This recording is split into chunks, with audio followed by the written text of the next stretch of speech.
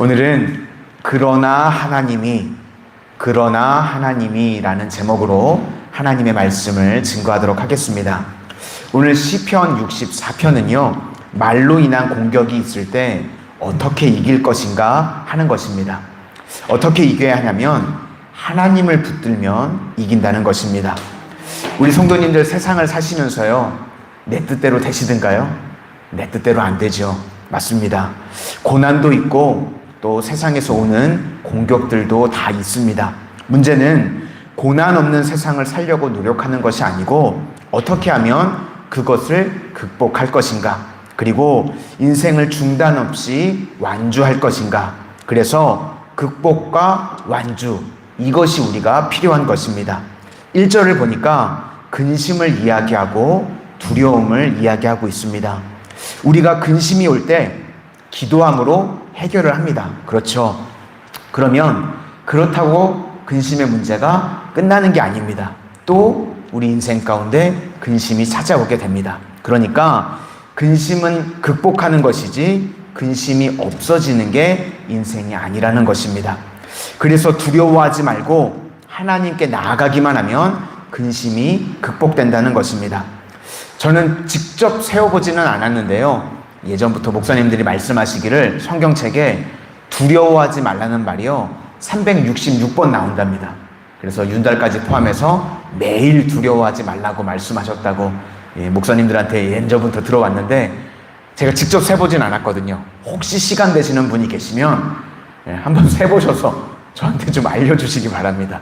정말 366번 나오는 건지. 아마 그만큼 우리가 두려움 가운데 있으니까 계속해서 말씀을 통해서 두려워하지 말라고 우리에게 말씀을 하시는 내용인 것 같습니다. 왜 우리가 새벽에 기도합니까? 너무나 많은 두려움이 있기 때문에 성령의 충만함으로 채워져야 하기 때문에 그렇습니다. 1절을 보겠습니다. 하나님이여, 내가 근심하는 소리를 들으시고 원수의 두려움에서 나의 생명을 보전하소서. 이렇게 기도하고 있습니다. 그리고 원수들이요, 실제로 어떻게 말로 공격하는지, 헛소문, 거짓 증거, 우리가 이런 거에 속으면 안 된다는 것입니다. 목적이 사람을 죽이려고 하는 것, 이것 배후에는 반드시 사단 마귀가 있다는 것입니다. 그래서 악을 꾀하고 악을 행하는 자다라고 그랬습니다. 악한 자들의 특징은요, 혀를 연마한답니다. 그러니까 혀가 면돌카 같이 날카로운 겁니다. 그래서 믿는 자의 말투와 안 믿는 자의 말투에 차이점이 있습니다. 악한 자의 말은요, 면도날 같습니다. 반면 우리 믿는 자의 말투는 부드러워지게 됩니다. 그래서 예수 믿고 나서 우리는 점점 말이 부드러워져야 됩니다.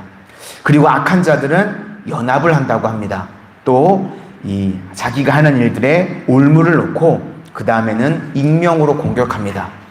이런 모습들이요, 3000년 전에 이미 있었던 일인데 오늘날도 똑같이 벌어지는 일들이라고 말씀하고 있는 것입니다. 2절부터 6절까지를 한번 보시도록 하겠습니다. 주는 악을 꾀하는 자들의 음모에서 나를 숨겨주시고 악을 행하는 자들의 소동에서 나를 감추어 주소서. 그들이 칼같이 자기 혀를 연마하며 화살같이 독한 말로 겨누고 숨은 곳에서 온전한 자를 쏘며 갑자기 쏘고 두려워하지 아니하는도다. 그들은 악한 목적으로 서로 격려하며 남몰래 올무 놓기를 함께 의논하고 하는 말이 누가 우리를 보리오 하며 그들은 죄악을 꾸미며 이르기를 우리가 묘책을 찾았다 하나니 각 사람의 속뜻과 마음이 깊도다. 그러니까 겉으로 보면 악인이 이기는 것 같이 보입니다. 그래서 예수 믿는 사람 중에 믿음이 없는 사람들도요, 악한 자의 모습을 보면서 우리도 따라하자 라고 이야기를 한다는 겁니다. 그래서 이 악한 자처럼 거짓말로 뭉치고 우리도 거짓으로 나쁜 짓 하고 그러면 승리할 수 있다, 그렇게 생각하게 된다는데, 그때 우리가 잊지 말아야 될 것이 있습니다.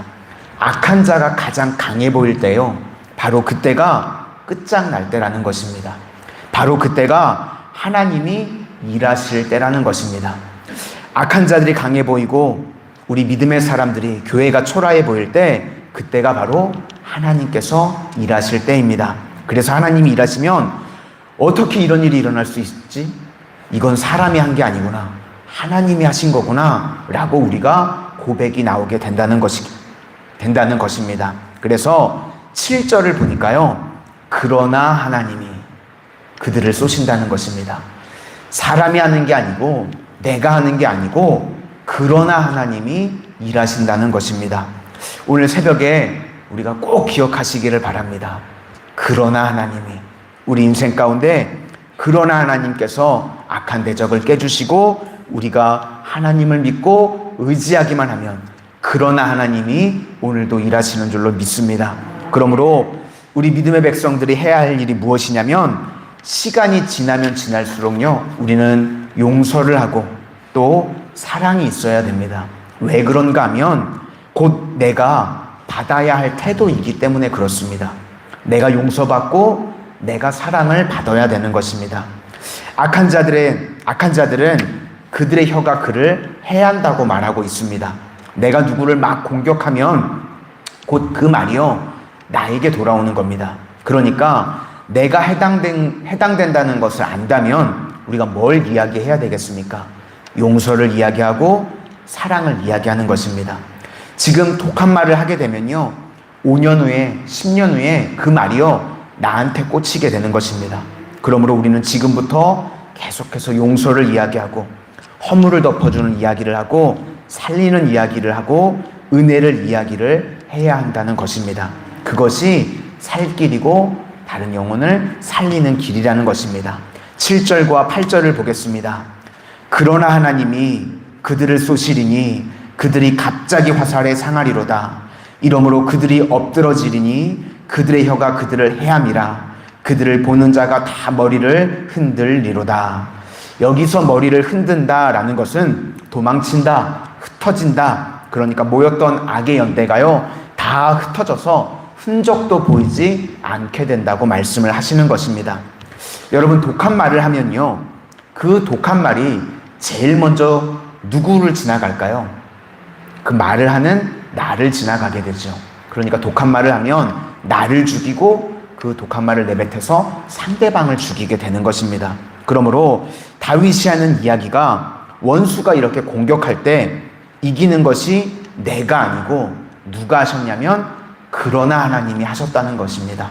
그래서 여러분들도 대적이 있을 때 내가 싸우지 마시기를 바랍니다. 그러나 하나님이 내가 대적과 악한 말로 같이 싸우는 것이 아니라 그러나 하나님이 승리하게 하시는 은혜가 임하게 되시기를 바랍니다. 그러므로 우리가 해야 될 일은 악한 자를 묵상하면 안 됩니다. 악한 자를 묵상하게 되면 같이 악해지게 됩니다. 그래서 우리는 날마다 새벽마다요 하나님을 묵상하고 하나님으로 채워져야 되는 것입니다. 9절과 10절을 보겠습니다. 모든 사람이 두려워하여 하나님의 일을 선포하며 그의 행하심을 깊이 생각하리로다. 의인은 여호와로 말미암아 즐거워하며 그에게 피하리니 마음이 정직한 자는 다 사랑하리로다. 그러므로 세상을 살아갈 때 악한 자들의 공격이요 여러분 우리 다 있습니다. 그러니까 우리가 그때마다 매달려서 해야 될 일은 그러나 하나님이 그들을 쓰러뜨리신다는 것입니다. 그러므로 우리는 하나님만 묵상하고 하나님의 말씀만 붙들고 나아갈 수 있기를 바랍니다. 오늘 한 날도 그러나 하나님께서 승리하게 하시는 우리 모든 믿음의 백성들이 되시기를 주님의 이름으로 축원합니다. 기도하겠습니다. 사랑과 은혜의 하나님 아버지, 오늘도 세상 가운데 나아가기 전에 하나님 앞에 나와 주님의 말씀을 묵상하게 하여 주시니 감사를 드립니다.